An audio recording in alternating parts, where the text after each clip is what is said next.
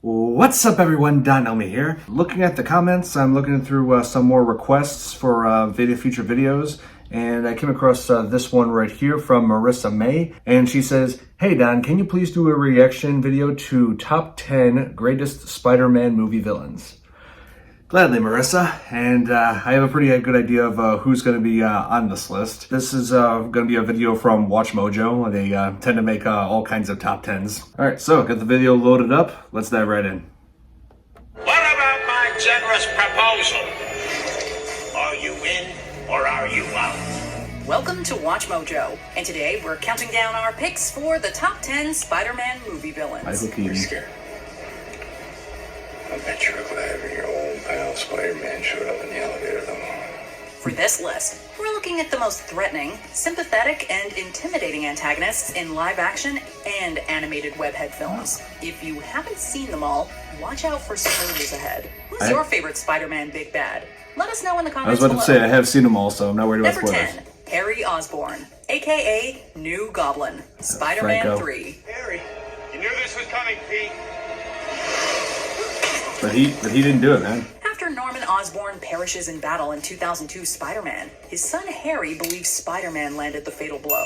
The situation gets worse when the surviving Osborn learns that his best friend Peter is the webhead. All this bad news motivates Harry to become the new Goblin. I'm trying to convince you.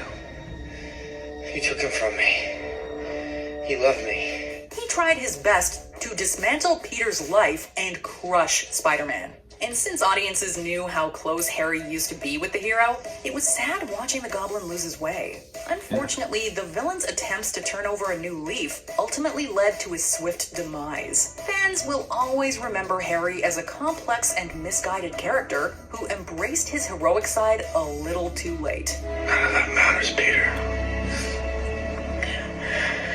You're my friend. Seems so sad. Number 9, the mugger who ends Uncle Ben. Various Spider-Man movies. He's got my money! Thanks. What the hell's the matter with you? You let him go. In many Peter Parker origin stories, he fails to stop a thief from stealing money from an unpleasant person. Unfortunately, this mugger eventually goes on to take the life of Ben Parker, while the thief is just a small-time criminal. His effect on the Spider-Man mythos is gigantic. Uncle Ben's passing is often what pushed Peter to use his superpowers to defend the citizens of New York. This could have gone a lot worse. I'll hold still. And it doesn't matter if Spider-Man catches the mugger or never finds this thief again. At the end of the day, this low-level crook still plays an absolutely pivotal role in Peter Parker's life. Don't hurt me. Yeah, man, Just give me a that's chance. absolutely Just true. give me a chance. What about my uncle? Did you give him a chance? Did you? Number 8, Flint Marko, aka Sandman, Spider-Man 3. Not a bad person. Just had bad luck. While Flint Marko was running away from the police, he ended up right in the middle of a Sandy particle accelerator experiment. This basically turned him into a mass of living sand. Flint could now reform his body, reshape himself at will, and give heroes like Spider-Man trouble. I'm the sheriff around these parts. Okay. His unique powers were also beautifully rendered in unforgettable scenes. Underneath all his sand abilities, Flint was a man who was trying to acquire enough money to help his sick daughter. Thomas Hayden Church perfectly portrayed how torn and lost Sandman was in Spider-Man 3. Although we don't know if the villain was able to get the money he needed, we're confident he made for a fantastic antagonist. I didn't want this.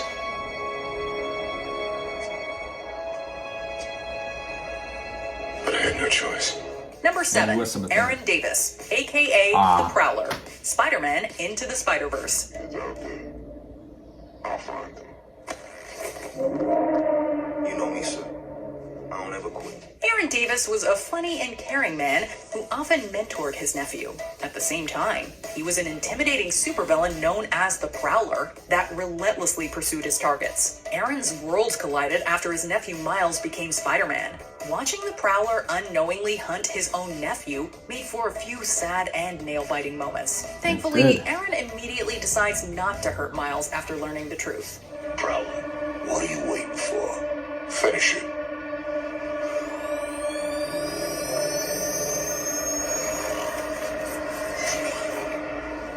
The celebration turns out to be short-lived when the former supervillain is fatally wounded by his boss for hesitating. While we never saw Aaron destroy a city, he absolutely broke our hearts with his tragic story. We won't be forgetting how the Prowler's love for his nephew became his undoing anytime soon. You're on your way. Yeah, man. Just keep going. Number 6, Quentin Beck, aka Mysterio, Killing all. Spider-Man Far From Home. See, that wasn't so hard. Somebody get this stupid costume off me! When longtime Spider-Man rogue Mysterio was finally brought to live action for the first time, audiences got a great performance from Jake Gyllenhaal. He was able to He was convincingly amazing in play this. a heroic figure that was secretly hiding truly sinister intentions. Although Mysterio didn't have real superpowers, he was able to masterfully use drones and illusions to disorient all his enemies. You made your choice. And all you had to do was step aside. And, if left unchecked, he could have run around the MCU pretending to be a hero while putting an untold number of lives in danger. These visual Mysterio's effects. love for twisted schemes made him the perfect opponent for Tom Holland's earnest Spider-Man to overcome. Unfortunately for this version of the webhead, Quentin's defeat couldn't stop this great villain from ruining Peter Parker's life. Spider-Man's name is Peter Parker. I was shocked when I saw this in theaters. Number 5, Wilson Fisk, aka Fisk. Kingpin, Spider-Man Into the Spider-Verse. Can't take it with you, right? He came all this way. Watch the test. It's a hell of a freaking light show. You're gonna love this. It became clear that this animated Kingpin was dangerous after he terminated a version of Spider-Man in the movie's first half hour. But it turned out his goals made him into a multiversal threat. After losing his wife and son in a car accident, Kingpin tried to open doorways to other dimensions to find new variants of his family. All we have to do is kill a couple of spiders, and the collider will bring your family back. As many families as you want. I love the His attempts to animation in reach this. alternate worlds threatened to destroy multiple universes. Although this hulking villain could have come off as irredeemable, the movie makes him sympathetic by constantly reminding us of what he's lost. Despite that's Kingpin true. being larger than life in more ways than one, he still feels like a realistic rogue in the film. That's Steve. No. We're leaving now. Don't go. Steve. Please. Number 4, Curtis Connors, aka Lizard. The Lizard, the Amazing Spider-Man. Have you seen it? No, it's not yet. I like Andrew Garfield. But it can be aggressive. If threatened. The brilliant Dr. Kurt Connors always believed he'd find a way to regrow the part of his body he lost. Once Garfield's Peter introduces an algorithm his father came up with, the doctor uses it to create a formula that restores his limb. But this scientific breakthrough also turns Kurt into a human-lizard hybrid. The doctor's struggle to balance his intellect with his animal instincts is fascinating to watch. As Kurt slips Science further going into wrong. his lizard identity, actor Chris Evans does a great job of portraying his increasingly unhinged mental state. Spider-Man. I'm not the one who needs help. And the knowledge that Peter helped create this lizard adds another interesting layer to the duo's dynamic. This villain's search to feel whole turned him into a memorable monster that needed to be stopped. Poor Peter Parker. I also loved him in No Way Home. He was great in that. No father. Number 3, Norman Osborn, aka Goblin. Green Goblin, Spider-Man. We're exceptional. I could squash you like a bug right now. But I'm offering you a choice.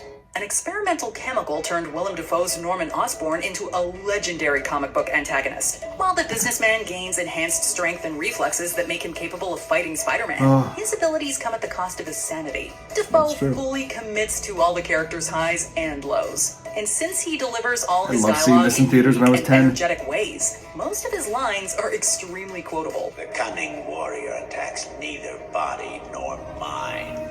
Tell me how! The heart, Osborne. First, we attack his heart.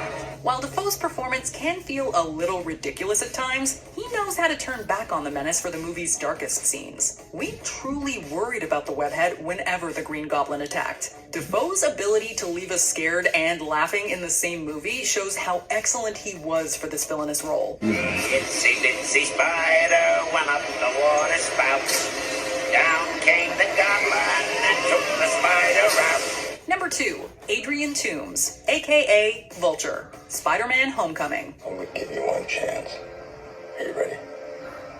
You walk through those doors, you forget any of this. God, I love this guy. Although Adrian spent lots of money preparing to clean up New York after Michael a big battle, Keaton. he was told to stop working. After losing the job, he uses alien technology to build himself an advanced suit and create weapons he could sell under the table. Adrian had a successful criminal career that allowed him to support his family, until Spider-Man interfered. His relatable motivations made it easy to understand why he wanted the webhead gone. Those people, Pete, those people up there, the rich and the powerful. He did have understandable they do whatever motives. they want. Guys like us, you and me, they don't care about us. And thanks to superb costume design and Michael Keaton's intimidating acting, we were terrified every time the Vulture took to the skies. Since Adrian is one of the few Spider-Man big bads to survive a movie, we are definitely looking forward to seeing this understandable and frightening supervillain again. We might in Morbius. Oh, man. Before we I mean, I unveil gotta our- say this. I do like how they got a former Batman to play a Spider-Man villain. Yeah, it is true what Harvey Dent said in The Dark Knight. You either die a hero or live long enough to see yourself become a villain. Or in this case, the villain in another movie franchise, another movie universe. So anyway, let's continue. Top pick. Here are some honorable mentions. Max Dillon, aka Electro, The Amazing Spider-Man 2. A former Spider-Man fan who went through a shocking transformation. Now I'm gonna take back what is rightfully mine. I will control everything. I liked him better in No Way Home. Be like a god to them. Maximus Gargan, aka Scorpion, Spider-Man Into the Spider-Verse. A unique design made this famous Spider-Man rogue stand out. He does have a great design. Some kind of silly cartoon? Eddie Brock, aka Venom, Spider-Man 3. Bitterness and a symbiote turned this ordinary reporter into a vengeful villain. We can find a way to settle this. You're so right. Mm, I'm so thinking nice. humiliation. Kind of like how you humiliated me. Herman Schultz, aka Shocker, Oh, yeah. Spider-Man Homecoming. Multiple people have worn this dangerous supervillain's gauntlet. I wasn't sure about this thing at first, but damn. Dr. Olivia Octavius, aka Dr. Octopus, Spider-Man Into the Spider-Verse. You really don't want this scientist to experiment on you. Can I just say your friends call you Doc Ock? My friends actually call me Liv. My enemies call me Doc Ock. Before we continue, be sure to subscribe to our channel and ring the bell to get notified about our latest videos. You have the option to be here's notified number for one. Is it occasional Doc Ock videos Spider-Man or 2? all of them. If you're on your phone, make sure you go into It's your gotta be. settings and switch on notifications. There's no one else I can think of. Number 1, Yes! Dr. Otto Octavius, aka Doc Ock, Spider-Man 2. The real crime would be not to finish what we started. We'll do it here. The power of the sun in the palm of my hand. During Peter's first conversation with Otto, the doctor makes it clear he wants to help humanity. But after the scientist loses his wife and begins being corrupted by his mechanical arms, he starts walking down a darker path. Alfred Molina's tremendous performance made us feel for Doc Ock every step of the way. Yeah. Whether he was robbing banks or kicking off epic action scenes, we never forgot about the good man he once was. In the end, Doc Ock finds his light and sacrifices himself to save lives. I will not die a monster. Although his tragic ending was satisfying, fans were thrilled to hear he'd appear in the MCU. Yeah, No Way Home. I loved seeing him done that in this. Hello, Going back in Seeing this. people embrace Doc Ock nearly 2 decades after his debut cemented how much of an impression this iconic villain made. Listen That's to right. me now. Listen to me now. Do you agree with our picks? Check out this other recent clip from Watch Mode. Wow. I agree with them for the most part. Yeah, Alfred Molina, he nailed the role of Doc Ock. I can't picture anybody else playing that role. I can't picture anybody else other than Willem Dafoe playing Green Goblin. I just love the performances these actors gave to these characters. I mean, And seeing them reprising their roles in No Way Home after all this time is just made the movie just that much more amazing. And now that we've got, multiverse played into the MCU, I would love to see Tobey Maguire, Andrew Garfield, them reprising Spider-Man again, because they did a phenomenal job coming back as well. It was just very refreshing seeing this. I'm looking at this, I think of the original Spider-Man trilogy, my childhood. Oh, wow. So, hope you guys enjoyed my reaction to Watch Mojo's top 10 greatest Spider-Man movie villains. Hit that like button if you did, share with your friends, subscribe to my channel for more videos, and if you have any suggestions for what I should check out in the future, just let me know in the comments below, and I'll see you in the next video. Bye!